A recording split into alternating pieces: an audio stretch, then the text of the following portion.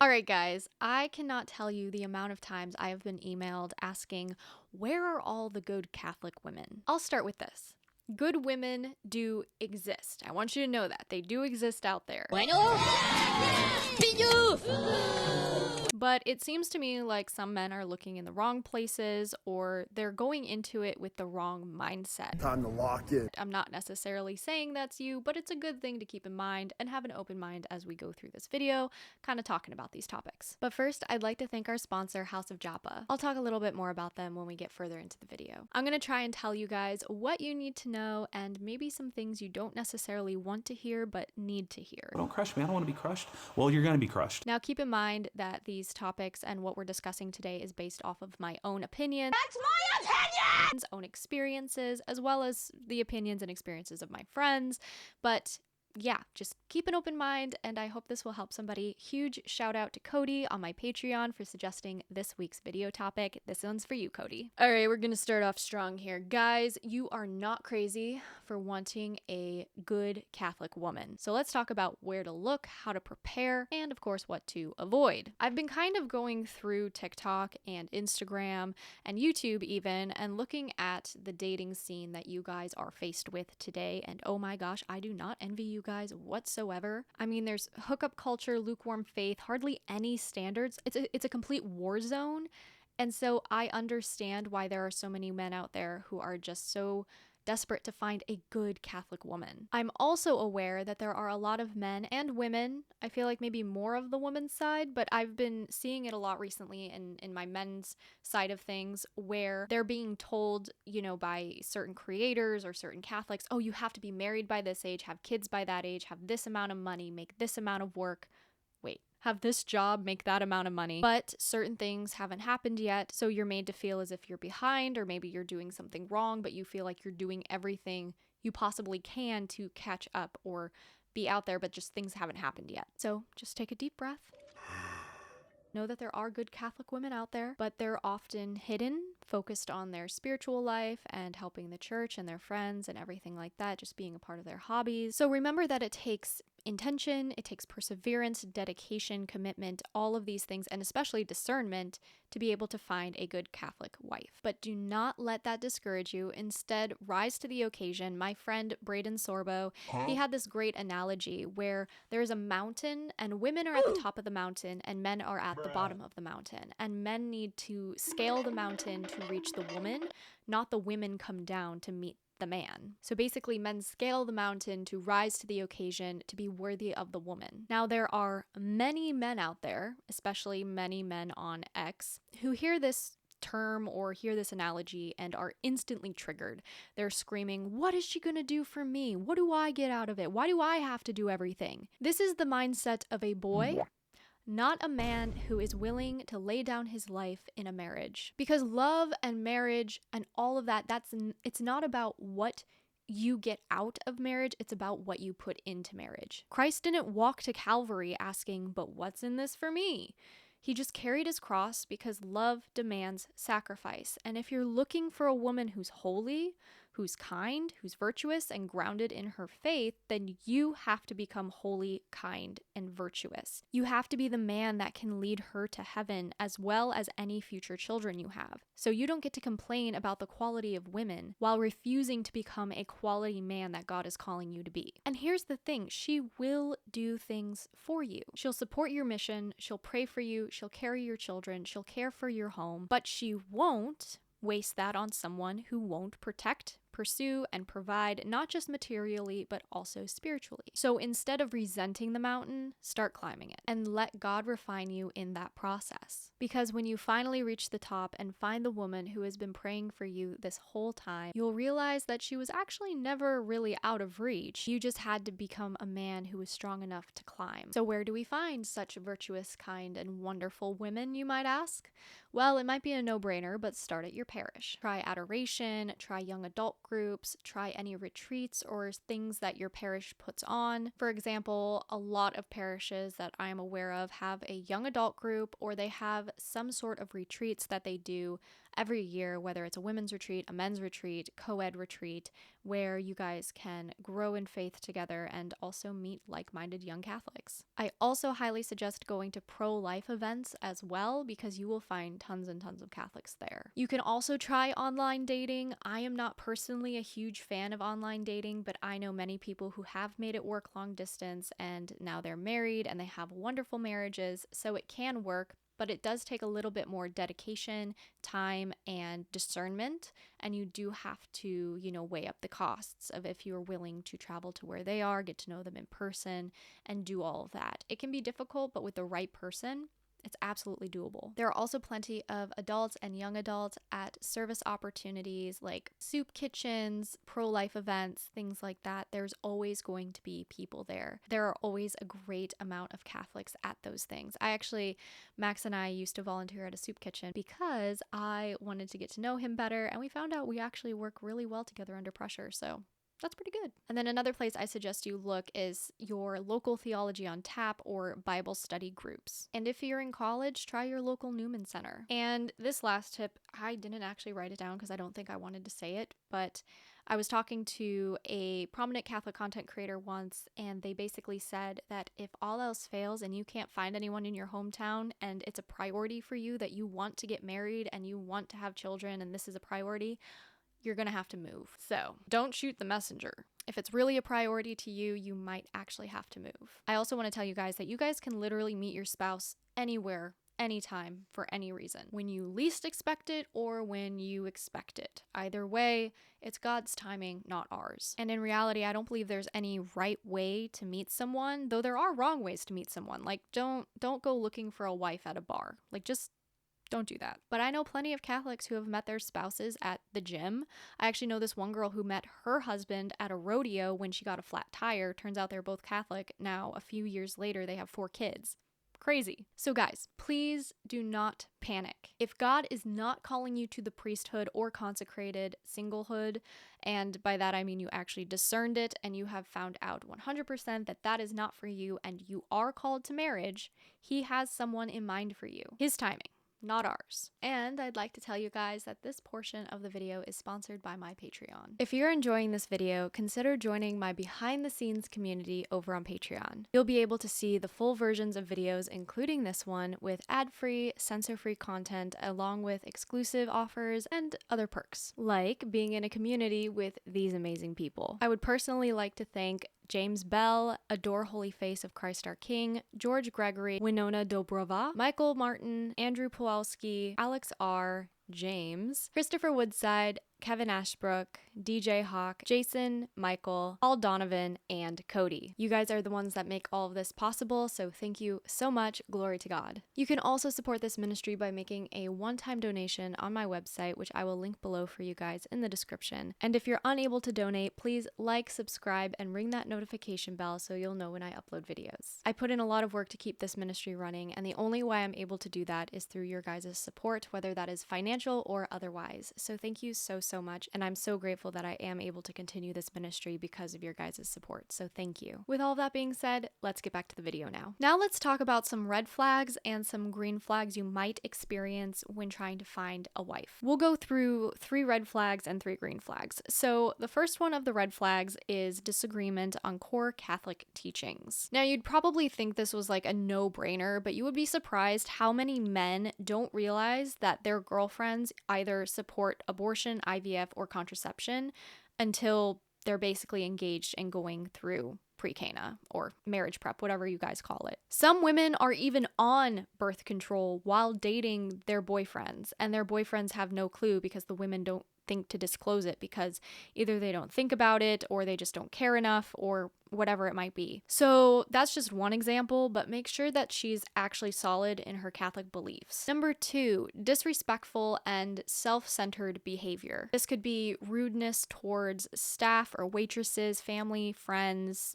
that type of thing. The conversations often revolve around her and her interests and her thoughts and her feelings, completely disregarding yours, not asking you about yourself or anything like that.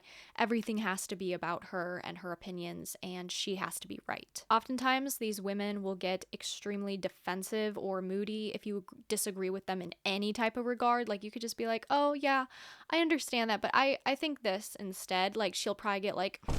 It's like she can't really handle a real conversation or come out of herself to understand how her actions and words are impacting the others around her. It's all me, me, me, me, me, all about me. It can also escalate into more of an abusive relationship where she tries to isolate you, beat you down, and manipulate you through guilt and things like that to get her way. Red flags, run away. Don't even bother. And now, a word from our sponsor, House of Joppa. Mother's Day is tomorrow, and let's be honest here, mothers are the real heroes. They pray for us, they love us, even when we're a little bit extra. So this Mother's Day, don't get your mom just anything. Get her something Catholic. Get her something beautiful, something that she will love and display in her home, something that actually means something. House of Joppa has tons of gifts that will make your mom cry. The good kind of cry, not the bad kind of cry. There's stunning Marian jewelry, there's beautiful rosaries and candles.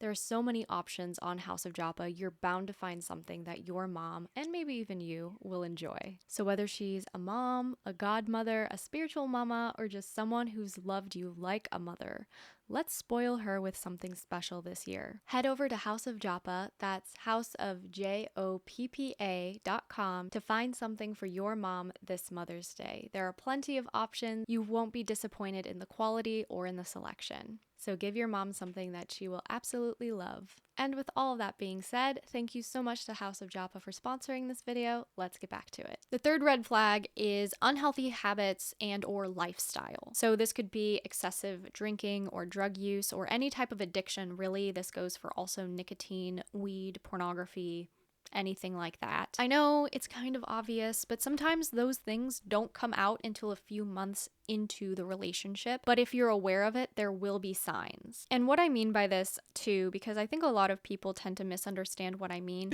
What do you mean? If somebody has an addiction of some type, pornography, I say if you have a pornography addiction, you do actually have to get over that before getting into a relationship. I think there is a point where if you are getting over it and you are working on yourself and you are going to confession and you're working with a spiritual director to basically get rid of this addiction, you can date, sure. But if you are in the midst of a horrible pornography addiction or drug addiction or something, you do have to clean up your act before dating somebody. So basically, consistently just having an unhealthy or damaging lifestyle without any sign of wanting to change or make it better. They're just stuck. This could also look like maybe she's in debt. You know, maybe she doesn't know how to control her card and she's constantly swiping and getting things and being an influencer, trying to be an influencer, but she's in debt because of it. Everything has to be about her, what she wants, that type of thing. Overall, she might just come off as generally really shallow. The 3 green flags I have for you guys is to be active and joyful in her faith. She should prioritize Mass on Sundays, and she should prioritize God in general in her life, and she should constantly be seeking out opportunities to grow spiritually. There should be more of a desire there to learn more about the Catholic faith and put what she's actually learned into practice. She tries to let her faith influence her more than the world or her friends or books or media. I'm not going to say she's perfect because there's no woman out there who's going to be 100% perfect in any of this stuff, but it's about trying and working towards the path of sainthood. She's not going to be perfect, but she should still be trying. She also should enjoy conversations about God. You guys should be able to talk about that without an issue. She should be excited to share her faith and things that she's learned and her spiritual journey. There shouldn't be any kind of dismissiveness or, oh, I don't really care about God, or, yeah, I go to church maybe on Christmas and Easter, but I don't really care about that type of thing. Her faith should be a part of her and it should show. Number 2, if she is responsible and mature. Again, I should preface this with she's not going to be perfect. There are some things that you're going to do that are going to upset her and she might have a moment of immaturity or this or that. That's going to happen with you as well. None of us are perfect. But in general, she should be able to admit when she's wrong and sincerely apologize when she's wrong. She should also have some goals and be working towards them. I think a big red flag would be if you're dating somebody and they have no goals, no ambition, no drive to do anything. They just sit on their couch and scroll through TikTok. They do the bare minimum, and that's not somebody you want as a spouse. She should be able to follow through on commitments, and you should be able to trust her when it matters and even when it doesn't matter. And number 3, there should be mutual respect and you should enjoy each other's company. You should genuinely like her as a person, which kind of sounds obvious, I know, but you should be able to have fun together. She should show interest in what's important to you, even if it's not really up her alley, but she should still want to hear it from you. And you shouldn't feel like you have to hide certain aspects of your personality. She should encourage you to be a better Catholic man, and she should just push you to be better. And I think the most important thing in any relationship is that your heart feels at peace in this relationship. If you feel peace in a relationship, you know that that's of God. Whereas if you feel worried, dismayed, angry, unsure, things like that, probably not of God. I'm not saying that's every single situation, but that's quite a few situations. So now I want you to take note of the green and red flags we just went through and also recognize yourself in any of them and look in the mirror and see if you might be guilty or you need to work on anything. Just be sure to keep tabs on yourself. I also think friendships can be really, really important in these situations. Getting to know somebody on a friend level first can really make the woman a lot more comfortable going on a date with somebody than if it's just like a cold turkey being asked out kind of thing. I'm not saying it's necessary, but I am saying that it does help and there's a higher success rate if you guys are friends first. Let's go over some steps on how to ask a girl out. It's gonna be a little bit different for everybody, okay? I can't do a one-size-fits-all situation. Everybody's different, but overall, I feel like this is a broad stroke of what you could do when you are friends with the person first versus if you aren't. So we'll go over if you are friends with the person first and you want to ask her out. First thing is, I'm gonna assume you guys have known each other for at least a little bit over a week. At least. And if you really like her and you've decided, I really gotta ask this girl out, go to her in person, unless you can't because it's long distance, then do a video call or a phone call. Tell her that you really like her and you really respect her and you would love to take her out on a date. Obviously, don't say that word for word. You know your person best and I don't, so just say whatever works in that situation, but that's like the idea. Make sure that you are direct and you're not playing these games of like, oh, you wanna like hang out and like get coffee or something? Like, no, none of that crap. Do not play games. Be intentional. Make sure you are direct with what you're trying to say and she understands what your expectations are. If she says she doesn't want to ruin the friendship you guys have, oh well, I mean, it's kind of already going to be ruined because I don't think she understands that now that your feelings about her are out in the open, you can't really remain friends. It's kind of like being friends with your ex. It does not work. So if she says, I don't want to ruin our friendship, take the hint. Make sure she understands that, you guys can't really stay friends because you do have feelings for her. And that is a risk when you are pursuing a friend. You might not work out and you might lose that friendship. But when you're trying to find a wife, that's a risk you're going to have to take because in reality, your wife is going to be like the only girlfriend you actually have out of respect for the marriage. I'm not saying men can't be friends with women. That's a whole other video for another day. I'm too tired for that right now. Point is that your wife is going to be the most important girl in your life. So you're probably not going to have time for friends that are girls anyways. But if she does say yes, plan a thoughtful first date. You should know her best, so you should be able to figure out what she would like to do based off her hobbies, her personality, etc. Don't go to the movies. Do something where you guys are actually having a conversation and getting to know each other on a deeper level. Maybe go for coffee, go for dinner, go for lunch, go for a bike ride, maybe go for a hike. Something where you guys can actually talk to each other and get to know each other better. The third thing is obviously maintain open communication. Make sure you guys are both open about your expectations, your emotions, and overall how you guys are feeling in the relationship. This also includes boundaries. Make sure you guys are communicating clearly about boundaries and make sure that God is staying at the center of your relationship. Go to mass together, support each other in going to confession, pray together, pray the rosary together. All of that stuff is very, very important. And if for whatever reason it's not working out, you have to be honest with her and tell her that it's not working out. I'm not saying be brutally honest. I think some guys take honesty as being like brutal. Don't be brutal. Women just appreciate if you're being honest with them and you're not wasting their time, not stringing them along, etc. Now, if you aren't friends with the woman yet, all of the top apply still, but there are a few extra steps you have to do in the beginning before you ask her out. Number one, most important thing. Be aware of social cues and social etiquette. Respect her personal space and be mindful of the social setting. For example, if she is already in a conversation with somebody or she's in a conversation with a group, don't interrupt or butt in. Just simply wait for her to be available or quietly become a part of the group, and then when there's a lull, you can introduce yourself to everyone, including her. If you're meeting her for the first time and you're just talking to her one-on-one, you can say something like, hey, I'm blank.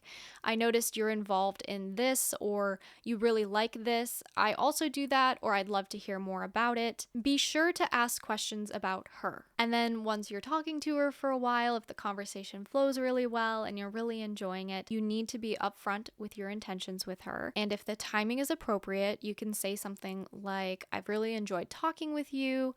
Would you be open to going on a coffee date sometime? If she says yes, awesome. Give her your number and ask her when she's available.